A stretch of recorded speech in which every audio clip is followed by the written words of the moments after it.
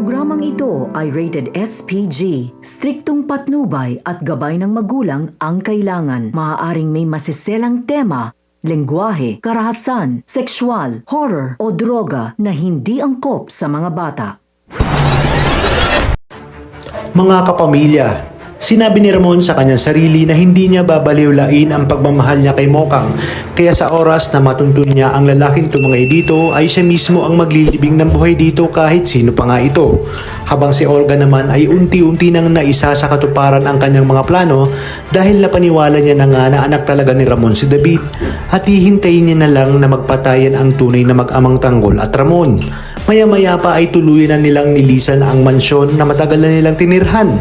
Sa kabilang banda, formal nang dumalaw sina Rigor at Mando sa koreksyonal dala ang endorsement letter.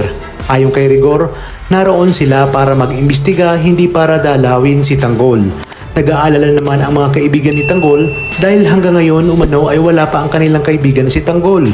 Nagbigay ng taning si Espinas na kapag lumagpas ang alas 12 na wala pa rin sina Tanggol at Bubbles ay unti-unting papatayin ang mga kaibigan ni Tanggol upang malaman ng ibang preso na siya pa rin nga ang batas sa loob. Hinarap na nga ni Balatukan sina Mando at Rigor at ipinaalam niya kay Espinas na nagsisimula ng mag-iimbestiga si Rigor. Sakto rin nga nakababalik lang at lumaan sa likod sina Tanggol at Bubbles. Agad na ipinasok ni Makasanto si Tanggol sa Bartolina. Baka sa kanyang muka ang matinding lungkot dahil sa pagkawala ni Mokang. Walang kaalam-alam si Espinas na nakabalik na si Tanggol at Bubbles, kaya't nang hinarap nito si Rigor ay sinabi niyang hindi nito pwedeng makita si Tanggol dahil nasa isolation, kaya umalis na umano ito. Ngunit ipinakita ni Rigor na may authorization letter sila para mag-imbestiga at ang mga dapat nating abangan ngayong Martes. Muli ngang dadalaw ang mag-asawang Marsing at Lita sa mansyon ng mga Montenegro. Ngunit sasabihin sa kanila ng guard na kaaalis lang umano ng buong pamilya.